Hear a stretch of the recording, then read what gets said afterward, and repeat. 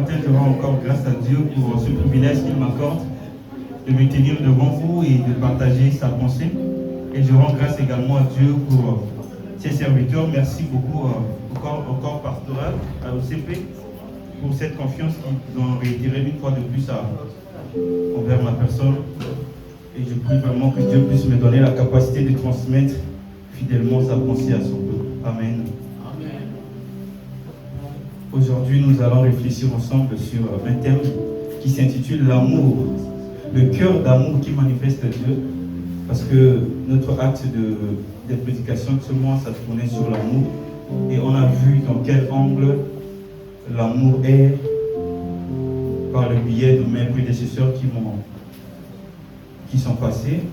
Vraiment, on a tellement été édifiés, si on peut acclamer le Seigneur, de nos prédécesseurs. Alléluia.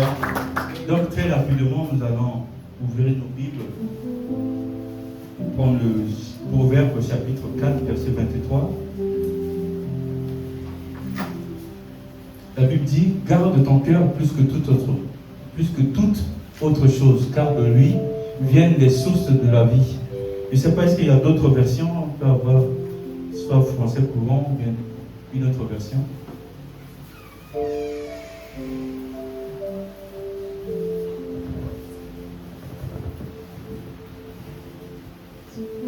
Voilà, la Bible dit par-dessus tout, surveille ton cœur, car il est la source de ta vie. Il est la source de la vie. Et nous allons lire Tite 1, chapitre 15, verset 15 à 16.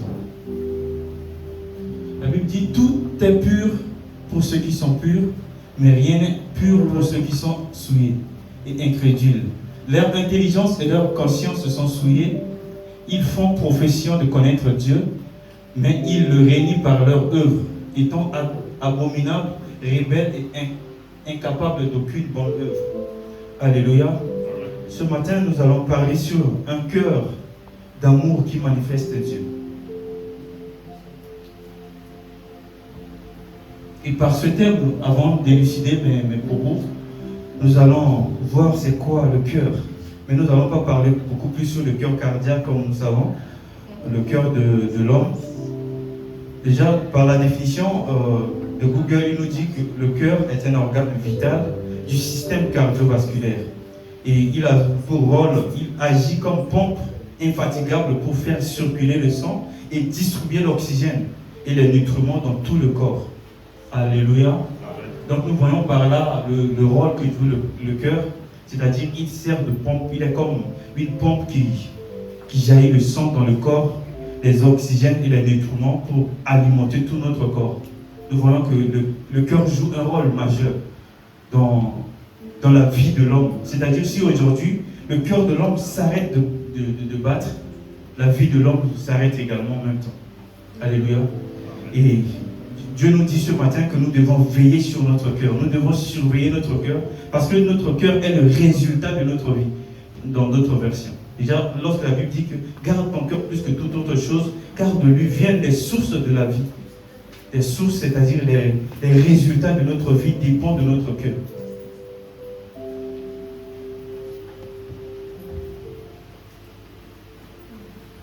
Donc, comme je lui avais dit, je ne vais pas trop parler sur le cœur de l'homme, que nous savons tous son rôle déjà, mais je vais parler ici de l'homme intérieur qui est notre esprit et notre âme.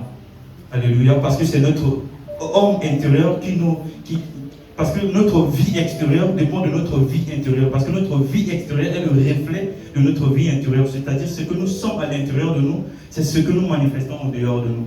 Donc nous devons veiller sur l'homme qui est à l'intérieur de nous, afin que le résultat qu'il va projeter dehors soit un bon résultat. Je ne sais pas si vous me suivez. Donc, l'apôtre Paul définit bien l'être humain. Il dit que l'être est composé du corps, de l'âme et de l'esprit. Le corps, l'âme et l'esprit, dans 1 Thessaloniciens 5, 23, il parle du corps, l'âme et l'esprit. Donc, comme j'avais dit, qu'aujourd'hui nous allons parler juste de l'esprit et de l'âme, qui constituent également, dans un seul mot qui est le cœur,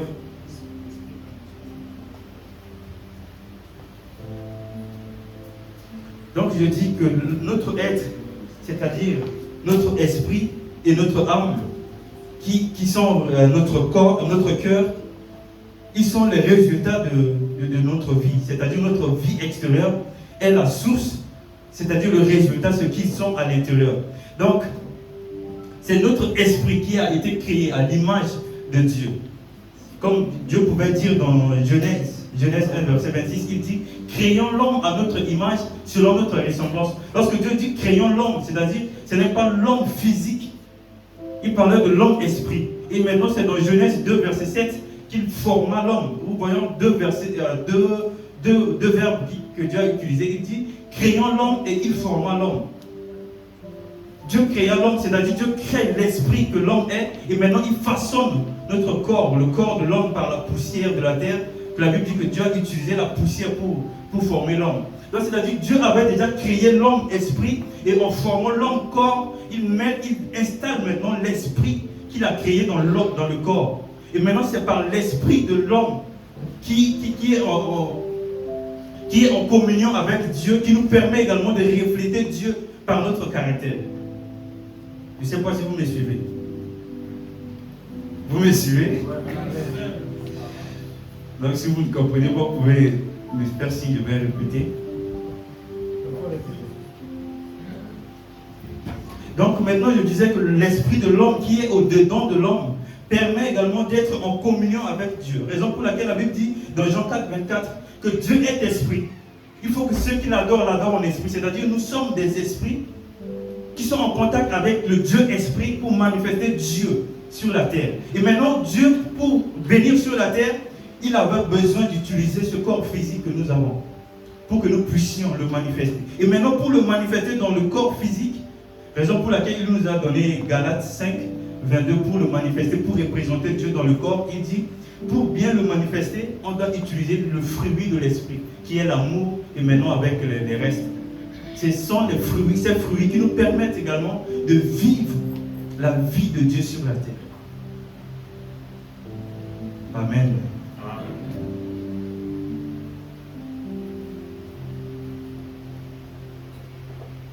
Vraiment, c'est très important que nous puissions le connaître. Sinon, on n'est pas seulement des hommes physiques, mais nous sommes des esprits qui sont appelés à manifester Dieu. Et notre esprit, la Bible dit que le corps est faible, mais l'esprit est bien disposé. C'est-à-dire notre chair, il a des désirs qui sont contradictoires aux désirs de l'esprit. Raison pour laquelle il a souvent, je peux dire que c'est un rebelle, notre corps, il ne peut pas se soumettre à Dieu. Raison pour laquelle il nous conduit toujours à pécher, à faire du n'importe quoi, à désobéir à Dieu. Alors que l'esprit qui est au-dedans de nous, il est à l'image de Dieu. L'esprit qui est au-dedans de nous est à l'image de Dieu. Et il soupire. La Bible dit que des fois, nous savons quoi demander, mais l'esprit qui est au-dedans de nous sait intercéder à notre faveur. C'est-à-dire, lorsque notre chair est faible, l'esprit toujours, il demande à Dieu, renforce-nous, capacite-nous. Mais nous, étant inconscients de qui nous sommes, nous pensons que nous sommes juste des masses de chair qui sont appelées à servir Dieu ou à lui obéir. Ça fait que nous nous efforçons à lui obéir. Mais si nous nous rendons compte que nous sommes des esprits, nous avons l'esprit de Dieu en nous, la capacité divine en nous pour obéir à Dieu, ça sera plus facile pour nous de le manifester.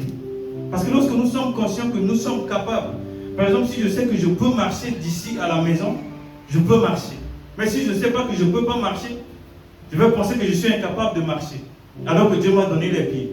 Pareil, si nous ne savons pas qui nous sommes, que nous ne sommes pas des esprits, nous ne sommes pas juste des chairs, ou bien un corps physique qui est appelé à servir Dieu, nous allons voir que non, c'est plus difficile de servir Dieu, ou bien c'est plus difficile de se soumettre à Dieu, ou bien c'est plus difficile de faire certaines choses, alors que Dieu nous a tout, Dieu a tout déposé en nous.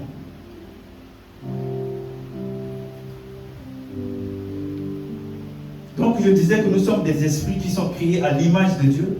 Nous avons vécu avant que notre corps physique puisse vivre. Raison pour laquelle Jésus même, lorsque les disciples lui posaient la question, il dit qu'avant que Abraham ne fût, j'étais.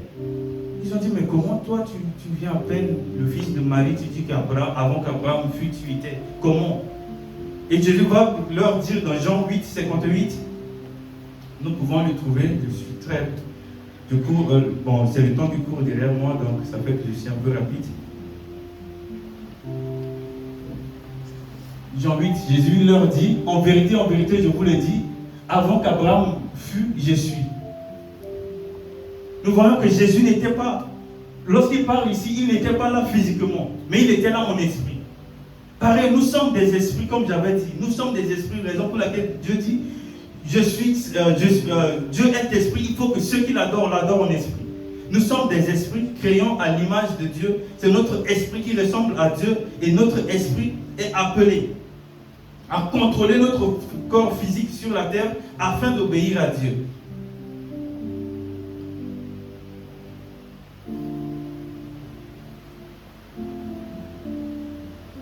Donc tout ce que je disais, ça résume juste notre esprit, notre âme, ça résume juste l'état du cœur.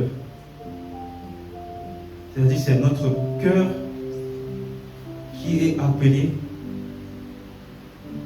à obéir à Dieu. Comme Salomon pouvait dire que garde ton cœur plus que toute autre chose, car de lui viennent les résultats de ta vie. J'aime bien ce que l'apôtre Ivan Castano dit, la loi de PDPD, c'est-à-dire propre dedans, propre dehors. Si nous ne sommes pas propres à l'intérieur de nous, ce que nous allons donner à l'extérieur de nous sera de l'impureté, parce que c'est l'état intérieur qui influence notre état extérieur.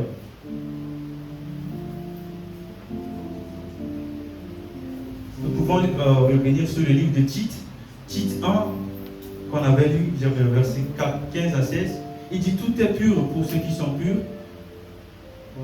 Et je disais, c'est par notre état intérieur que Dieu nous choisit.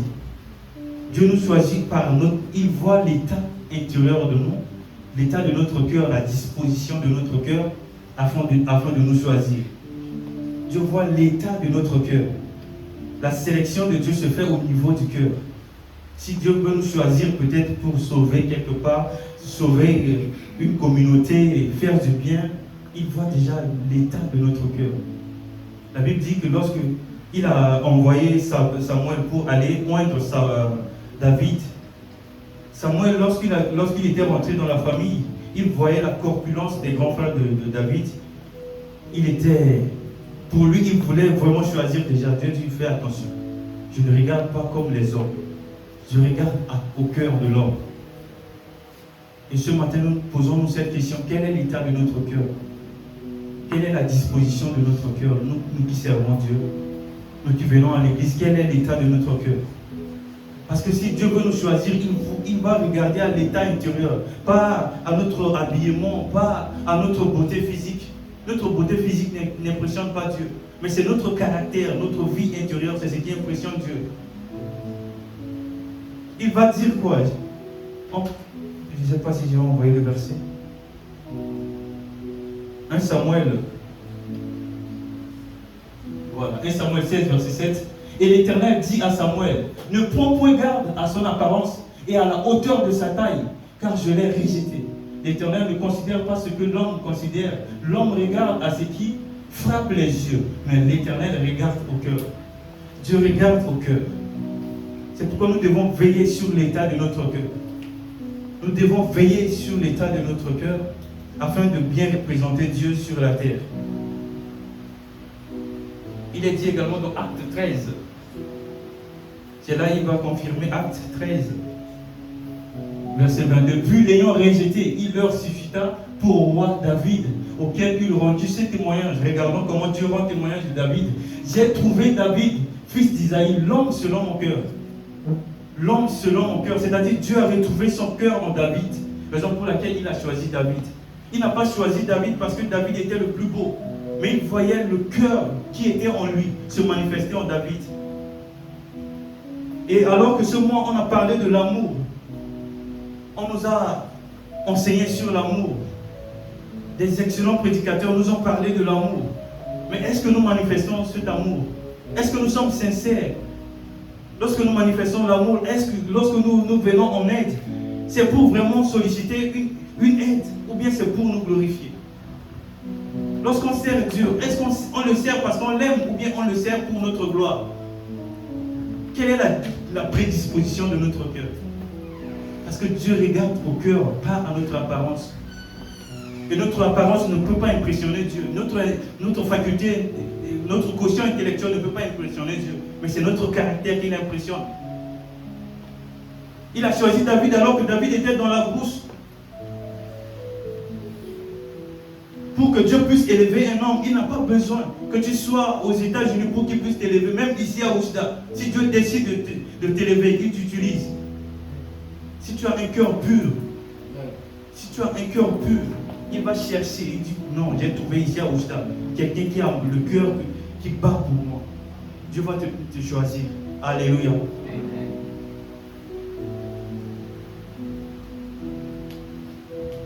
Je disais que notre être extérieur est le résultat de notre être intérieur. La Bible dit tel il est dans son cœur. Je pense que c'est dans Proverbe. Voilà, Proverbe 23, verset 7. Je n'ai pas envoyé. Si Robinson peut nous trouver ça. Proverbe 23, verset 7.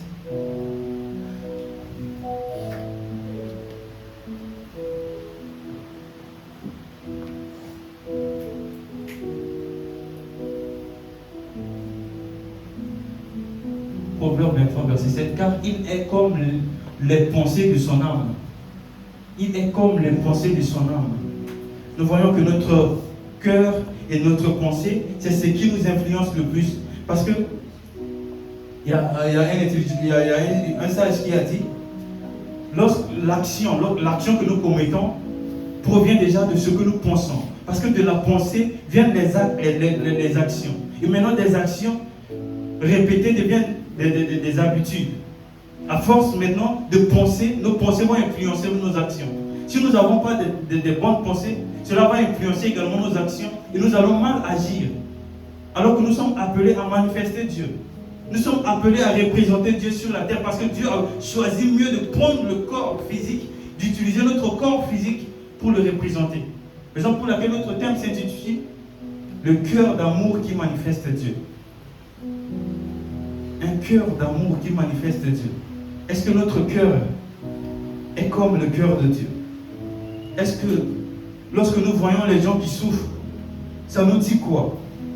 Lorsque nous voyons les malades venir à l'église, nous prions pour les guérir. Est-ce que c'est parce que nous avons compassion de ces malades que nous prions pour les guérir ou bien on veut démontrer notre puissance de guérison? Parce que Jésus, même lorsque la Bible dit, lorsque Jésus était arrivé devant le tombeau de Lazare, c'est là où on a reçu le plus court verset de la Bible. Jésus pouvait venir directement ressusciter Lazare, mais la Bible dit quoi? Jésus pleura. Il était pris par la compassion. À chaque fois qu'on lit la Bible dit Jésus ému de compassion, il fait ceci. Ému de compassion, il fait cela. Parce que son cœur, il ne pouvait pas voir quelqu'un souffrir. Ça lui faisait mal. Il pleure devant le tombeau de Lazare. Aujourd'hui, ça ne nous fait rien de voir les gens souffrir. Et surtout que nous sommes bien, c'est suffisant. Est-ce que nous aimons Dieu? C'est là que je suis arrivé. Matthieu 22, verset 37 à 40.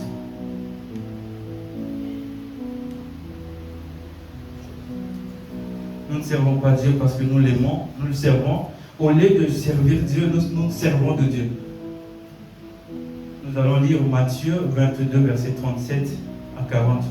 C'est Jésus qui dit, il a résumé le commandement en deux. Il a dit, en premier, tu dois aimer Dieu de tout ton cœur, de toute ton âme. Voilà, on va lire ensemble. Jésus lui répondit, tu aimeras le Seigneur ton Dieu de tout ton cœur, de toute ton âme et de toute ta pensée. C'est le premier et le plus grand commandement. Et voici le second qui lui est semblable. Tu aimeras ton prochain comme toi-même. De ces deux commandements dépendent de la loi et des prophètes. Tu aimeras Dieu de tout ton cœur, de toute ton âme et de toute ta force. Et tu aimeras ton prochain comme toi-même. Est-ce que nous servons Dieu parce que nous l'aimons ou bien nous le servons parce que nous voulons nous servir nous-mêmes? servons Dieu parce qu'on l'aime. Alléluia. Vraiment, je nous exhorte, servons Dieu parce que notre cœur brûle de lui. Nous soupirons après lui. Seigneur, je t'aime. Seigneur, je t'aime. Et lorsqu'on aime Dieu, cet amour que nous avons pour lui va nous pousser également vers les humains qu'il a créés, qui sont à son image. Parce qu'il n'a pas créé que nous, il a créé aussi les autres, les païens qui sont loin là-bas. C'est Dieu qui les a créés. Et c'est de notre intérêt d'aller vers eux, de manifester ce Dieu. On n'est pas seulement chrétien parce que nous prions à l'église. Quel est notre comportement envers ceux qui ne connaissent pas Dieu? Est-ce que par notre vie, par notre état intérieur, quelqu'un peut se convertir? Quelqu'un peut voir Dieu par notre comportement, par notre caractère? Ou bien on prie seulement?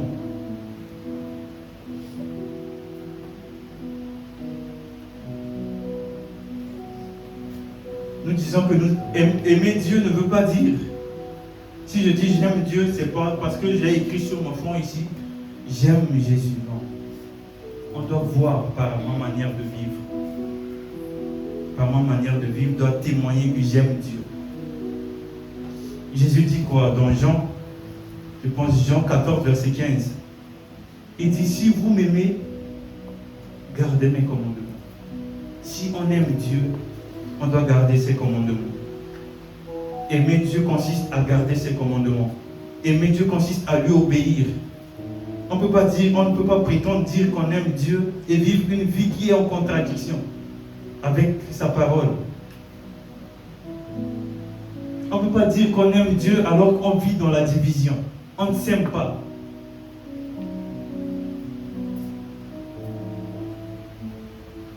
C'est pourquoi la Bible dit, Dieu dit que je suis saint, vous aussi soyez saints. Il est saint, nous aussi soyons saints. Le terme saint veut dire simplement unique. Parce que la Bible dit que Dieu est 3 fois saint. Mais pourquoi? C'est ce qui trouble souvent nos frères. Il dit comment votre Dieu là, il est 3, on dit qu'il est Dieu, il est fils, il est ceci. Ils ne comprennent pas. Nous voyons que Dieu est Dieu le Père, il est saint. Dieu le Fils, il est saint. Dieu le Saint-Esprit, il est saint. Les 3 saints en un. Donc pour moi, la sainteté veut dire juste un. Si nous sommes saints comme Dieu, nous allons bien le manifester. Si nous nous rendons compte que nous avons la capacité, la potentialité que Dieu a déposée en nous, nous sommes des esprits qui sont appelés à le servir, à le manifester par le biais des dons, les fruits de l'esprit qu'il a déposés en nous. Il dit Dieu est amour, nous devons être amour. Pas seulement amour ici à l'église. Je ne parle pas de vrai amour.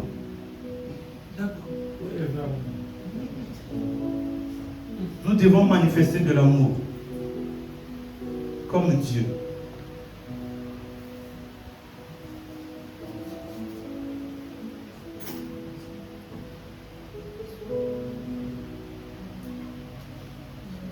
Matthieu 5, verset 8.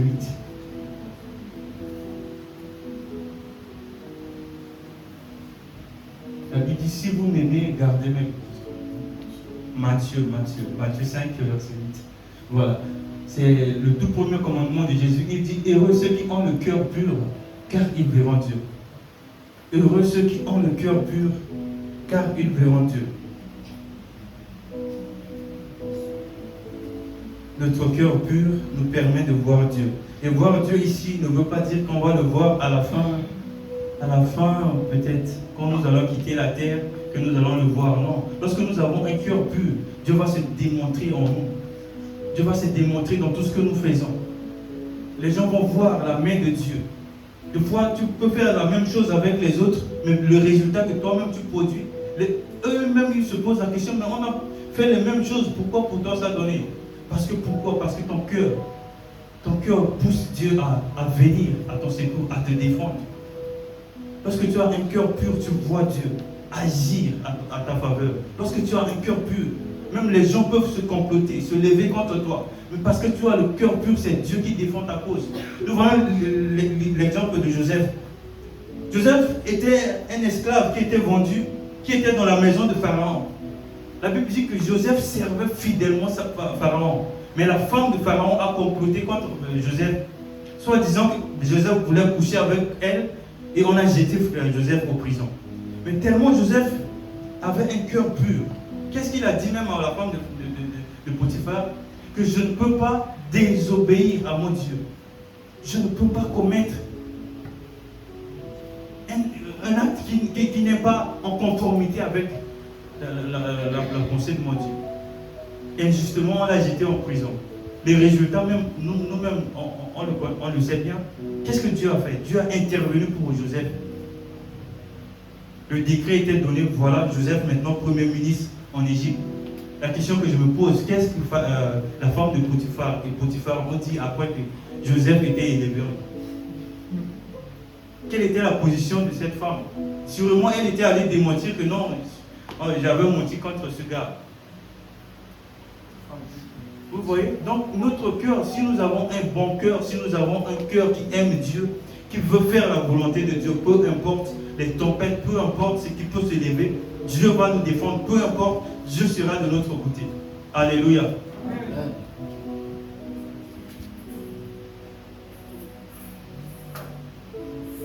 Vraiment, je cours derrière le temps pour que nous puissions vraiment prier. Nous voyons l'histoire de Moïse. Pour finir, Nombre 12, verset 1 à 10.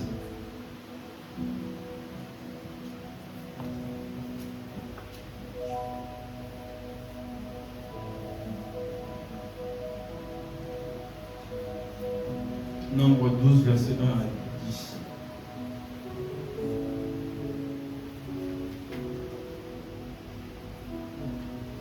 La Bible, Marie et Aaron parlèrent contre Moïse au sujet de la femme éthiopienne qu'il avait prise. Car il avait pris une femme éthiopienne. Ils dirent, est-ce seulement par Moïse que l'Éternel parle? Vous voyez? N'est-ce pas aussi par nous qu'il parle? Et l'Éternel l'entendit. Or, Moïse était un homme. Si on peut revenir en arrière, pardon. Or, et l'Éternel l'entendit. Et or, Moïse était un homme fort, patient, plus qu'un homme sur la face de la terre. Soudain, l'Éternel dit à Moïse, à Aaron et à Marie, allez, vous trois, à la tente d'assignation. Et ils allèrent tous les trois. L'Éternel descendit dans la colonne de nuée et il se tint à l'entrée de la tente. Il appela Aaron et Marie, qu'ils s'avancèrent tous les deux. Et il dit, écoutez bien mes paroles. Lorsqu'il y aura parmi vous un prophète, c'est dans une vision que moi, l'Éternel, je me révélerai à lui. C'est dans un songe que je lui parlerai. Il n'en est pas ainsi de mon serviteur Moïse. Il est fidèle de toute ma maison. Je lui parle bouche à l'oreille. Je me révèle à lui sans énigme. Et il voit une représentation de l'Éternel. Pourquoi donc n'avez-vous pas craint de parler contre mon serviteur, contre Moïse? La colère de l'Éternel s'enflamma contre eux et il s'en alla. La nuée se retira de dessus la tente et voici Marie était frappée d'une lèpre blanche comme la neige. Aaron se retourna vers Marie et voici elle avait la lèpre. Nous voyons ici, la Bible a parlé de la qualité de Moïse dans les versets précédents. Moïse était quelqu'un qui était patient, quelqu'un qui aimait Dieu. Le cœur de Moïse, on voyait même dans son histoire lorsqu'il a fui Pharaon pour aller à Madian. Parce qu'il avait ce cœur qui battait pour ce peuple. Il était obligé même de tuer un Égyptien pour sauver un Israélite. Parce qu'il ne pouvait pas supporter de voir ses frères qui souffrent en Égypte. Et Dieu voyait ce cœur qui était en lui, ce cœur qui soupirait. C'est par Moïse que Dieu est venu maintenant pour sauver ce peuple. Et lorsque Dieu a choisi Moïse pour aller sauver, c'était par Moïse que Dieu parlait. Nous voyons ici Aaron et sa sœur qui se sont complotés pour parler en mal de Moïse. Et nous voyons comment Dieu a intervenu. Je nous rassure, mes frères et sœurs, si nous avons un bon cœur, si notre souhait c'est de faire du bien aux gens, c'est de les aimer. Et peu importe ces gens vers lesquels nous faisons du bien, nous manifestons de l'amour. Si eux, ils veulent tourner contre nous parce que nous les aimons, ou bien parce que nous sommes gentils ou bien généreux envers eux, s'ils veulent tourner contre nous, je vous rassure que c'est Dieu qui combattra pour nous. c'est Dieu qui va nous venger parce que Dieu ne reste pas silencieux. Lorsqu'il te voit avec un bon cœur, une bonne disposition de cœur, Dieu intervient à ta faveur. Dieu intervient toujours. Il est tellement fidèle, le Dieu que nous servons. Il nous dit d'aimer, parce qu'il sait pourquoi. Parce que lorsqu'on lui dit que Dieu est très puissant, Dieu a fait ceci. La Bible dit que Dieu est El Shaddai. Je n'ai pas prévu ça. El Shaddai, Dieu est le tout-puissant. La toute-puissance de Dieu n'est pas parce qu'il fait des miracles ou bien il a déchiré la mer rouge et tout. La toute-puissance de Dieu, c'est son amour. C'est le caractère que Dieu a déjoué le diable. Parce que c'est la seule chose que le diable ne peut pas faire, c'est l'amour. Parce que le diable n'a pas l'amour en lui. C'est ce qui disqualifie Dieu et qui les différencie, c'est l'amour. Sinon, lorsque Moïse était allé pour libérer le peuple en Égypte, il avait fait une démonstration de serpent. Eux aussi, ils ont sorti le serpent. Vous voyez que ce que Dieu peut faire, il y a certaines choses que le diable peut imiter. Mais l'amour, je vous assure, le diable n'a pas l'amour en lui. Et lorsque nous manifestons de l'amour, le diable, nous déchouons ses stratégies. Aimons-nous les uns les autres. Aimons-nous. Désirons faire du bien. Parce que lorsque Dieu voit en nous ce cœur-là qui soupire, tu étudies, des fois tu ne manges pas, tu te donnes de la peine. Pourquoi? Parce que tu vois ta famille, tu vois tes grands-parents, tu as ce souci-là de les aider. Et si parmi eux, il y a des sorciers qui vont s'élever, dire que non, ils vont arrêter ta vie, Dieu va intervenir à ta faveur. Amen. Pourquoi? Parce que tu te donnes de la peine pour libérer. Le soupir de ton cœur, c'est d'aider. Et lorsque tu te bats pour aider, si quelqu'un veut se lever pour nuire à ta vie, c'est Dieu qui va intervenir.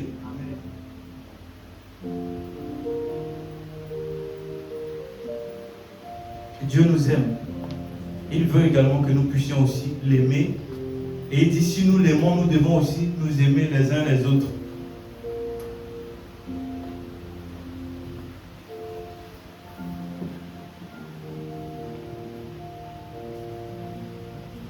Donc, je conclue. Vous voyez que je pourrais derrière le temps. Donc, je conclue en disant que Dieu est fidèle, comme je vous ai dit. Dieu est fidèle. Et si nous pouvons oublier le message que j'ai donné, n'oublions pas le verset que j'ai donné dans Proverbe 4, verset 23. Si on peut lire ça ensemble, on peut le relire encore. La Bible dit, garde ton cœur plus que toute autre chose, car de lui viennent les sources de la vie. Veille sur ton cœur. Veille sur la disposition de ton cœur. Lorsque ton cœur commence à se décliner, tu vois que tu commences à avoir des pensées bizarres, répands-toi. Demande pardon à Dieu. Parce que de ta pensée, ton cœur va influencer ta vie. Et lorsque tu contrôles, lorsque tu surveilles ton cœur, ta vie va s'aligner également à ce que tu es à l'intérieur de toi. Et tu vas vivre une vie qui honore, qui obéit à Dieu. Et Dieu sera fier de te voir sur la terre comme il s'est glorifié de Job devant le diable. Il a dit, as-tu vu mon serviteur Job? Parce qu'il était confiant, il était... Vraiment, la vie de Job le réjouissait de cœur. Si nous pouvons vivre cette vie qui honore Dieu, je vous assure que Dieu est fidèle. Il a dit donc, Hébreux 13, verset 8, c'est là, je conclue. Il dit, il n'est pas injuste pour oublier tous les biens que nous faisons pour lui. Il n'est pas injuste, Dieu n'est pas injuste. Si nous sommes fidèles, Dieu, il reste fidèle, fidèle à sa parole, fidèle à lui-même, fidèle dans tout ce qu'il fait. Est-ce qu'on peut se tenir debout? On va prier le Seigneur.